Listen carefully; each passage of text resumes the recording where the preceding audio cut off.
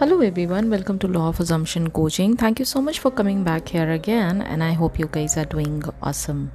Alright, so आज एक नया टॉपिक मैं आप लोगों के लिए लेकर आई हूँ. वन ऑफ माई क्लाइंट, और एक नहीं ऐसे 2-3 क्लाइंट्स हैं जिनका लेटली मेरे पास ये मैसेज आया. तो किसी के एसपी की एंगेजमेंट या तो हो चुकी है या किसी की एंगेजमेंट होने वाली है. जिनकी एंगेजमेंट हो गई है एसपी की, वो भी आके मुझसे यही सवाल कर रहे थे, और जिनकी होने वाली है उनका भी यही पैटर्न ऑफ थिंकिंग है कि I am feeling very depressed और मुझे बहुत ज़्यादा रोना आ रहा है, मुझे समझ नहीं आ रहा है, मैं रूटीन फॉलो कर रही हूँ बट समहाउ मुझे अभी भी डर लग रहा है कि कैसे ये चीज़ें होंगी. मैंने सबको ब्लॉक कर दिया है, ये हुआ है वो हुआ है, बट क्या ये अभी भी पॉसिबल है? क्या ये एसपी वाली सिचुएशन में मैं अभी भी अपनी अचीवमेंट्स को पा सकती हूँ? तो मेरा क्वेश्चन आप लोगों से यहाँ पर ये है, और मुझे लगता है ऐसे बहुत सारे लोग यहाँ पर जो बैठे हैं जिनका एक पर्टिकुलर गोल है, जो उस गोल को अचीव करना चाहते हैं, बट जैसे ही उस गोल की उनके हिसाब से टाइमलाइन चली जाती है और उनको 3D में ये दिखाई देता है कि वो गोल उनके हाथ से चला गया है, तो उनको वाकई में ये लगने लग जाता है कि 3D ही सच्चाई है. उनके अंदर की जो रियलिटी है उसकी कोई रेलेवेंस ही नहीं है. उनके अंदर की जो इमेजिनल सीन है, उनके अंदर की जो इमेजिनल रियलिटी है, उसका कोई इंपॉर्टेंस नहीं है उनके हिसाब से. तो मैं आपसे एक बात कहना चाहती हूँ कि आप डिसाइड करते हैं आपकी रियलिटी क्या है.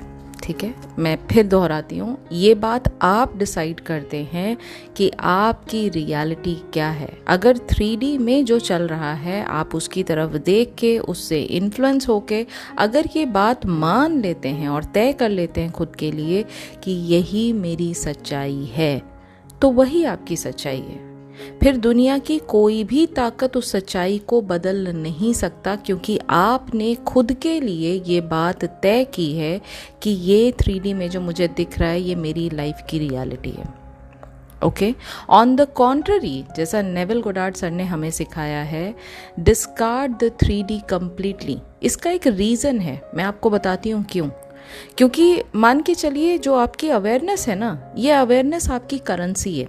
ठीक है, आप इसको जहाँ भी लगाएंगे वहाँ ये चीज़, मतलब ऐसी मैजिकल करेंसी है कि जहाँ भी आप इस करेंसी को लगाएंगे वहाँ पर ये बढ़ाता चला जाएगा उस चीज़ को. एक तरह की इन्वेस्टमेंट है, ये उस चीज़ को बढ़ाता चला जाएगा. अब आपकी ये अवेयरनेस अगर 3D में लग रही है ज़्यादा से ज़्यादा, तो 3D के ही चीज़ों को ये बढ़ाता चला जाएगा. आपको लगता है आपके एसपी की एंगेजमेंट हो गई है, आपको लगता है कि आपके एसपी की एंगेजमेंट होने वाली है, एसपी कंप्लीटली मना कर रहे हैं आपसे शादी करने के लिए. If this is what you are more aware of, this is what you are going to get in the 3D. It is as simple as that.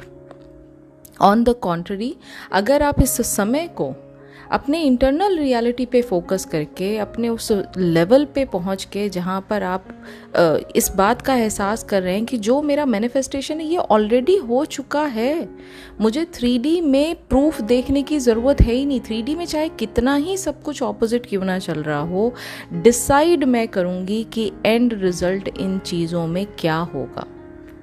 जब आप इस कॉन्फिडेंस से अपने मैनिफेस्टेशन की जर्नी पर चलते हैं ना, आप हर एक लेवल पे सक्सेस पाएंगे ही पाएंगे, ये गारंटी है.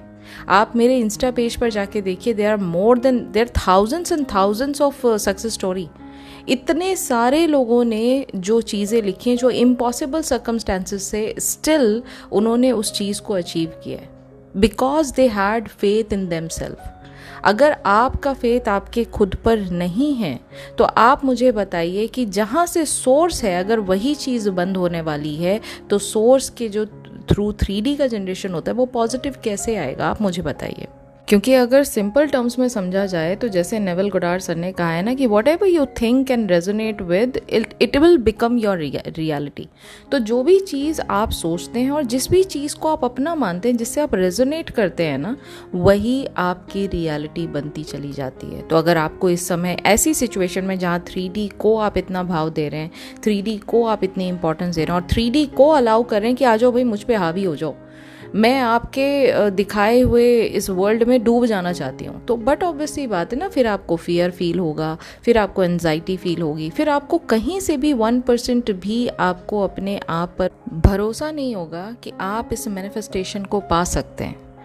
ठीक है, क्योंकि आप उस डायरेक्शन में सोच ही नहीं रहे ना, आप उस लेवल पे हैं ही नहीं, आपका मेंटल लेवल उस जगह पे आपने अपने आप को रखा ही नहीं है।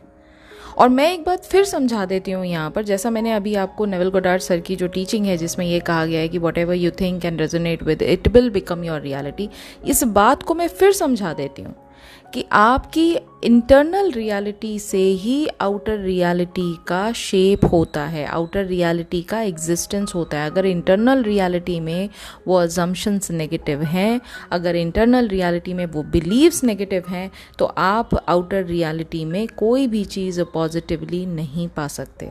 It is as simple as that. तो जब भी किसी थॉट को आप कन्विक्शन के साथ होल्ड करते हैं ना अपने माइंड में, उस पर इतना ध्यान देते हैं और उसको मान कर चलते हैं कि ये मेरी लाइफ का फैक्ट है, ठीक है, स्पेशली जब आप मतलब बहुत ज़्यादा डीपली कनेक्टेड हैं उस थॉट से और उसको कंसिस्टेंटली बार बार इमेजिन करते हैं, बार बार सोचते हैं, you are essentially resonating with it, you are essentially aligned with it. और ये जब आपका थॉट, आपका इनर थॉट, आपकी फीलिंग्स, आपकी इमेजिनेशन, सब चीज़ एक दूसरे से अलाइंड होती है, 3D अपने आप में कोई पावर होल्ड करती ही नहीं है। 3D के अंदर वो पावर ही नहीं है कि आपकी किसी भी चीज़ को वो बदल सके। अगर इंटरनल रियलिटी में आपके पॉजिटिव सब कुछ चल रहा है, things are going to change, things are going to change in the 3D। No matter right now, whatever is the situation, things are going to absolutely mold itself as per your internal reality.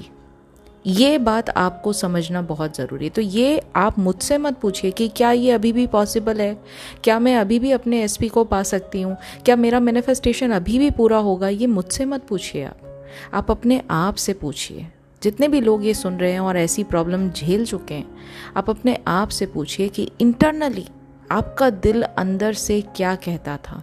जब आपकी वो SP के engagement की timeline निकल गई या शादी की टाइमलाइन निकल गई, तो आप अपने आप से ये सवाल पूछें कि क्या मैंने 3D को अपने आप पर हावी होने दिया था? क्या मैं अपने आप को उस समय वीक महसूस कर रही थी, या मैं अपनी इंटरनल रियलिटी पर स्टिक हो गई थी कि मुझे 3D वर्ल्ड से कोई मतलब ही नहीं है, मेरी इंटरनल रियलिटी ही रियल रियलिटी है, मुझे इसी में जीना है, मुझे इसी में अपने आप को खुश रखना है। ये आप अपने आप से पूछिए, क्योंकि मैं गारंटी के साथ बोल सकती हूँ जवाब आएगा ना। आप इतना ज़्यादा प्री फोकस्ड होते हैं और इतना ज़्यादा इंगेज्ड होते हैं 3D में कि आप उस चीज़ को भूल जाते हैं कि सब कुछ तो हो रहा है आप ही के थ्रू, और आप ही अपने आप की अवेयरनेस को 3D में लगा के बैठे हैं। तो भाई जो चीज़ से आप अफेक्टेड होंगे, जिस भी चीज़ को आप डोमिनेंट थॉट बनाओगे अपने मेंटल स्टेट में, वही चीज़ बार बार रिपीट होगी आपकी 3D रियलिटी में। तो अगर 3D से अफेक्टेड होके आज आपको रोना आ रहा है, 3D से अफेक्टेड होके आज आप सैड फील कर रहे हो, पूरा दिन आप सैड ही फील करते रहे, आपको बिल्कुल मतलब कोई चीज़ दुनिया की खुश कर ही नहीं पा रही है इस दौरान, तो आप आने वाले समय में सोच लीजिए कि यही पेन आप दोबारा अपनी 3D रियलिटी में और इन्वाइट कर रहे हैं। And I am pretty much sure this is not what you want. So why can't we go back to the basics? Why can't we find the actual reason of why these things are happening to us? And why are we still looking forward to the 3D? हमारी तो सारी creation हमारी internal reality में हो रही है, तो हम 3D की तरफ मुंह उठा के देख क्यों रहे हैं प्रूफ के लिए? मुझे ये बताइए। Problem is this. ऑलराइट, अब क्वेश्चन ये आता है कि अच्छा ठीक है, सब कुछ ठीक है, हम 3D में ऐसे पहुंच तो गए हैं जहाँ 3D कम्प्लीटली ऑपोजिट चल रही है, इनफैक्ट हमारे बिल्कुल आउट ऑफ हैंड दिखाई दे रही है हमें क्या करना चाहिए? सबसे पहली बात, 3D से अटैच होना बंद कर दीजिए। 3D में अपने आप को रखना उस इक्वेशन में जहाँ पर आप अपने मन को कंट्रोल नहीं कर पा रहे हैं किसी भी सिचुएशन में। Forget about 3D। मैं हमेशा जब भी अपने क्लाइंट्स के साथ काम करती हूँ, मैं उनको यही समझाती हूँ कि नो कॉन्टैक्ट सिचुएशन है, SP ने मना कर दिया शादी के लिए, लेकिन अब SP का बर्थडे आ गया है या न्यू ईयर आ गया है या दिवाली आ गई है, तो हम उन्हें विश करना चाहते हैं, तो क्या हम उन्हें मैसेज कर सकते हैं? बिल्कुल कर सकते हैं आप। लेकिन एक चीज़ मैं आपको ये समझाऊंगी कि मैसेज करने के बाद आप उनसे उम्मीद मत लगाइए कि वो भी आपको पलट के मैसेज करेंगे ही करेंगे। अगर आप इस पूरे इक्वेशन में अपने आप को इनडिफरेंट बना के रखते हैं ना कि भाई मुझे फ़र्क नहीं पड़ता, ये मेरी खुशी है कि मुझे उस पर्सन को मैसेज करना है, उस खुशी को मैं बस मैसेज सेंड करके ही महसूस कर लूँ, बियॉन्ड दैट मेरी कोई और फर्दर एक्सपेक्टेशंस नहीं है अपने पार्टनर से, तो आप अपने मेंटल पीस को प्रोटेक्ट करके चल रहे हैं। आप उस आने वाले 3D में जो कहीं ऑपोजिट ना हो जाए, आप उसको अपने पर हावी नहीं होने दे रहे हैं। और जब जब आप अपने मेंटल पीस को प्रोटेक्ट करके चलते हैं, आप अपने सेल्फ कॉन्सेप्ट पर ध्यान देते हैं, आप सेल्फ लव प्रैक्टिस करते हैं, आप अपने एंड गोल में जीना चालू कर देते हैं, things start changing in 3D as well. लेकिन प्रॉब्लम क्या है कि हमारा पूरा का पूरा जो दिल और दिमाग होता है ना, वो तो एसपी की सिचुएशन में लगा रहता है। हमने पूरा ड्राइविंग फैक्टर ही एसपी को बना के रखा हुआ है कि एसपी अगर हंसेगा तो हम हंसेंगे, एसपी अगर खुश होंगे तो हम भी खुश होंगे। प्रॉब्लम इज दिस ओनली, आपने अपने आप को ऊपर रखा ही नहीं है। अभी भी जो मेरी क्लाइंट्स है, शायद वो सुन भी रही होंगी ये वीडियो को, आप अपने आप को देखिए कि आप कहाँ पर अपने आप को रख रहे हैं। आपने एसपी को इतनी इंपॉर्टेंस दे रखी है कि उनके घर में कोई बात हो रही है या वो आपसे कोई बात कह रहे हैं तो उसकी वजह से आपकी ज़िंदगी पूरी तहस नहस हो गई है। जबकि आप ये भूल गए कि इस पर्सन को तो अपनी लाइफ में आप ही ने बुलाया था। इस पर्सन के पास क्या है पावर कोई पावर नहीं है।